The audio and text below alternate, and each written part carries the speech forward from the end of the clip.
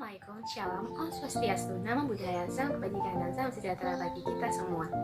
Kami dari Kelompok 7 akan menampilkan video Project Based Learning atau PBL dengan tema pendidikan karakter peran mahasiswa dalam sinergitas melawan pandemi COVID-19 di era new normal dengan topik pendidikan anti korupsi. Kalian penasaran nggak siapa anggota Kelompok 7? Benarkan ya, kami Kelompok 7 akan memperkenalkan diri terlebih dahulu. Hai, nama saya Prasesta Pinterangita. NIM saya 072011133033. Hai, perkenalkan aku Putri Masari dengan NIM 072011133035. Halo, nama aku Maria Nabila dengan NIM 072011133031. Assalamualaikum warahmatullahi wabarakatuh. Saya Rafina Senjak Tafia dengan NIM 4 titik terakhir 3034.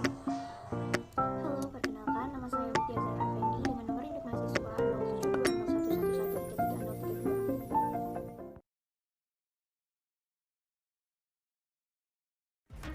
07201133. Semua langkah pemerintah yang cepat dan tepat harus akuntabel. Saya perlu mengingatkan bahwa pemerintah telah mengalokasikan dana sebesar Rp677,2 triliun untuk percepatan penanganan COVID-19 dan pemulihan ekonomi nasional. Angka ini, Rp677,2 triliun, adalah jumlah yang sangat besar. Oleh sebab itu, tata kelolanya harus baik, sasarannya harus tepat, prosedurnya harus sederhana dan tidak berbelit-belit. Output dan outcome-nya harus maksimal bagi kehidupan seluruh Adanya rakyat pandemi Indonesia. COVID-19 ini telah menguji ketahanan suatu negara. Menilik berita yang disajikan sebelumnya, terlihat bahwa pemerintah tidak tinggal diam dan terus melakukan upaya untuk menangani dan mengendalikan virus corona ini. Subsidi yang diberikan juga cukup besar, bahkan sangat-sangat besar. APBN dan beberapa APBD daerah juga direalokasikan untuk penanganan pandemi seperti peningkatan kualitas sarana dan prasarana kesehatan, tenaga medis, bantuan sosial, pengadaan vaksin, dan masih banyak lagi.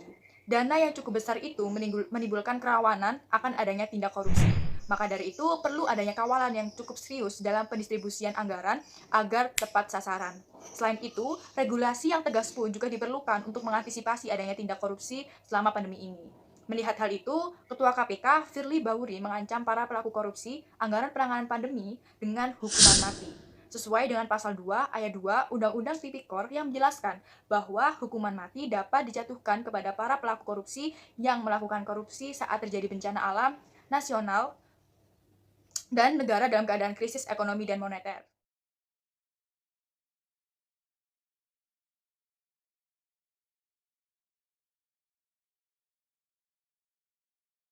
Informasi pertama datang dari Lembaga Anti Rasuah. Ada 5 orang yang telah dinyatakan sebagai tersangka dalam kasus dugaan korupsi bantuan sosial atau bansos masyarakat dalam rangka penanganan pandemi COVID-19 di Indonesia. Dan salah satunya adalah Menteri Sosial Juliari Peter Batubara. 3 dari 5 orang yang ditetapkan KPK sebagai tersangka kasus korupsi dana bantuan sosial COVID-19 dihadirkan oleh KPK selama konferensi pers rangkaian operasi tangkap tangan yang telah digelar KPK sejak 5 Desember lalu. KPK juga menghadirkan barang bukti yang berhasil diamankan berupa uang tunai sebesar 14,5 miliar rupiah dalam berbagai mata uang. 2 orang tersangka lagi yaitu Juliari Peter Batubara dan seorang pejabat pembuat komitmen Kementerian Sosial RI berinisial AW tidak tampak selama acara berlangsung dan sekitar pukul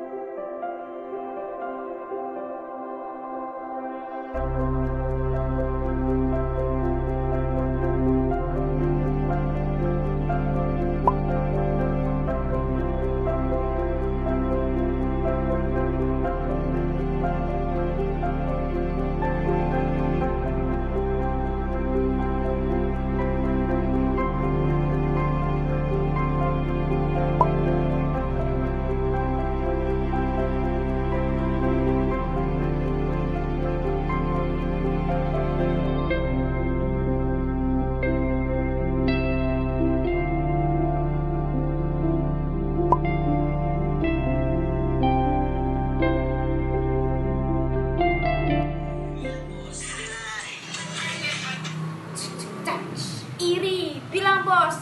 Hai, papale. Mbak, pinjem HP-nya dong. Bentar ini masih ngafalin. Please.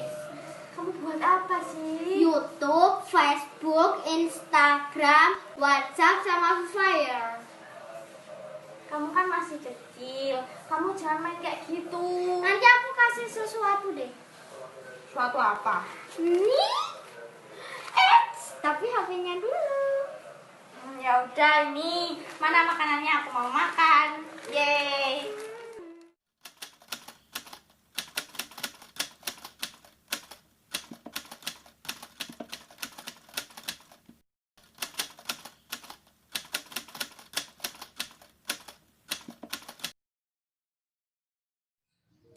Nah, peran kita sebagai mahasiswa atau generasi muda bangsa Indonesia ini dalam pencegahan adanya korupsi adalah dengan memberikan pendidikan anti korupsi dan menerapkan nilai-nilai anti korupsi.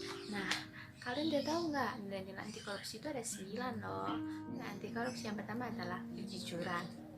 Contoh nilai anti korupsi kejujuran di masa pandemi adalah berkata jujur pergi kemana saja kepada kepala desa dan vaskes.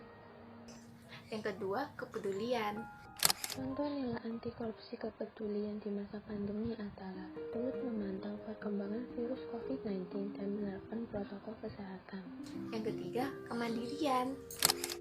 Contoh nilai anti korupsi kemandirian di masa pandemi adalah setelah bepergian langsung membersihkan diri tanpa harus disuruh. Yang keempat, kedisiplinan. Contoh nilai anti korupsi kedisiplinan di masa pandemi adalah tertib dalam mentaati peraturan protokol kesehatan yang telah ditetapkan. Yang kelima, tanggung jawab. Contoh nilai anti korupsi tanggung jawab di masa pandemi adalah tetap komitmen mentaati protokol kesehatan. Yang keenam, kerja keras. Contoh nilai anti korupsi kerja keras di masa pandemi adalah berusaha membantu orang sekitar tanpa mengeluh. Yang ketujuh, kesederhanaan. Contoh nilai anti korupsi kesederhanaan di masa pandemi adalah hidup sederhana dan hemat mengingat kondisi perekonomian Indonesia yang juga tidak baik. Yang kedelapan, keberanian. Contoh nilai anti korupsi keberanian di masa pandemi adalah berani menasihati pihak yang melanggar protokol kesehatan. Dan yang terakhir adalah keadilan. Contoh nilai anti korupsi keadilan di masa pandemi adalah berbagi informasi maupun bahan pangan tanpa melihat status. Sekian video Project Based Learning dari kelompok 7. Terima kasih sudah menyaksikan.